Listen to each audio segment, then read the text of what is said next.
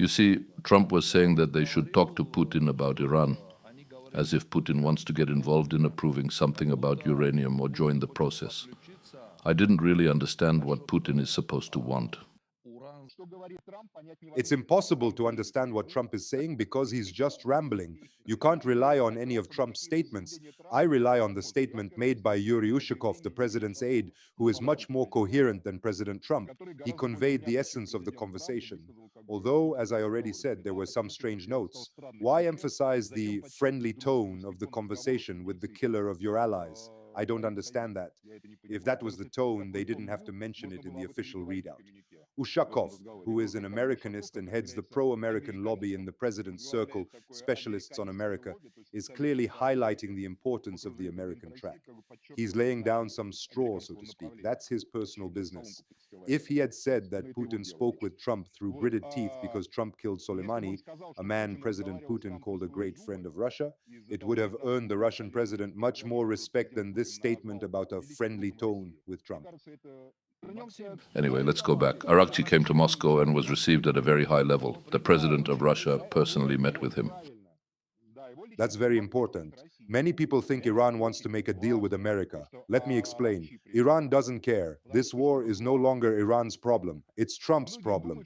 Trump has not achieved victory. Trump doesn't know how to get out of this situation. He imposed an American blockade on top of the Iranian one, and the whole world is laughing at it. The Arab Emirates left OPEC because Trump demanded it, along with Israel. They are partners of Israel and the US, and supposedly this would allow them to maintain some control over the oil market. This is a sign of Trump's weakness. Oil is already at $129 per barrel. Exactly. And it will go even higher. No Emirates will help here because they don't set oil policy.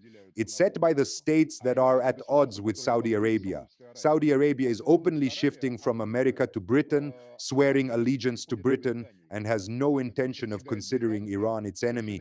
Iran doesn't consider Saudi Arabia its enemy either. Zelensky, who has largely become Britain's envoy in the south, visited Mohammed bin Salman last week or the week before. He was received as a first-tier person in Saudi Arabia. So Trump cannot influence the oil markets. Trump cannot block Iranian oil with his blockade. Trump cannot end the war against Iran. He cannot force Iran to capitulate naturally.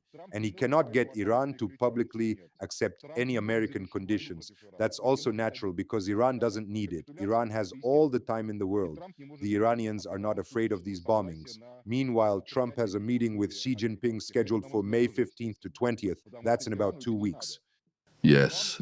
Before that meeting, he wanted to finish this conflict with Iran or achieve some kind of capitulation from Iran, which will never happen. He wanted to gain a big advantage, which also won't happen. The only thing Trump can do before meeting Xi is to launch a massive air and missile strike on Iran, just like Kissinger and Nixon did in 1972 during negotiations with North Vietnam. Because they could no longer defeat Ho Chi Minh, that was obvious. But to show strength and determination, they decided to simply kill thousands of Vietnamese civilians to slam the door loudly before the Vietnamese kicked them out of Vietnam. Trump might do the same, commit this crime, which has become a tradition of American foreign policy, and start bombing Iran 5 or 6 days before the meeting with China. To show China that America has powerful carrier strike groups, they've gathered 3 carrier groups near Iran, that America dominates the seas, that it can bomb whoever it wants, and that it doesn't care about international law or calls for peace. But even that won't solve the issue. Even these bombings and the deaths of thousands of Iranian children, which an American president is naturally ready to do, will not force Iran to make peace or capitulate. That is out of the question. Why did Araghchi come to Moscow? For the same reason he went to Pakistan twice. Pakistan is a country whose elites are part of the British club I mentioned earlier. Not aristocratics, there is no aristocracy in Pakistan, but still at a high level. Muhammad Ali Jinnah, the founder of Pakistan, worked as a lawyer in the city of London for many years. These are entry points into British lodges, clubs, and the Masonic system at a fairly high level. General Ayub Khan, I once interviewed his son, who was Pakistan's foreign minister. He didn't speak like a Pakistani at all. Pakistanis are easily recognized by their Indian-style mannerisms and dialect, but he spoke like a perfect British lord, a true gentleman. These people live most of their lives in London. The military of Pakistan is very closely tied to China. Pakistani weapons are Chinese. Last year, in the short war with India, China supported Pakistan with its weapons and space capabilities. India turned out to be weaker than China and Pakistan. So Araghchi went to Pakistan to talk, not with the Americans who didn't come. Trump was talking nonsense about it being too far to fly 17 hours, so he would use a secure phone line.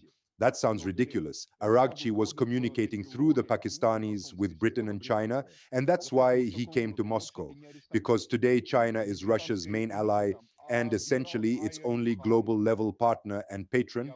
Russia has no other strong world powers that treat it well. There was a competition between the US and China over who would dominate in Russia. After Anchorage, it looked like the US would be number one and China number two. But after the war with Iran, everything changed. Now China is number one in Russia, and the US will be number two if China allows it. The Chinese will allow it, of course. But the main topic between Xi and Trump will be Taiwan. Everything, trade, everything will revolve around Taiwan. Russia will be somewhere in fifth place, tied to the Taiwan discussion. That's why Araghchi came to Moscow to coordinate along the Russia-China line in accordance with the 2021 strategic agreement, which Russia and Iran upgraded just a month before Israel's attack on Iran. Iran is a member of the Shanghai Cooperation Organization, a Chinese-led organization, and cooperates closely with BRICS. The very idea of BRICS was invented in London by Goldman Sachs. Even the name BRICS means bricks, the building blocks of the world economy. And the foundation of BRICS is also China. So a country that is a member of SCO, cooperates with BRICS, and has strategic agreements with both China and Russia comes to Moscow, and before that to Pakistan, which has ties with both China and the British Club. I simply don't see any place for Trump in all of this.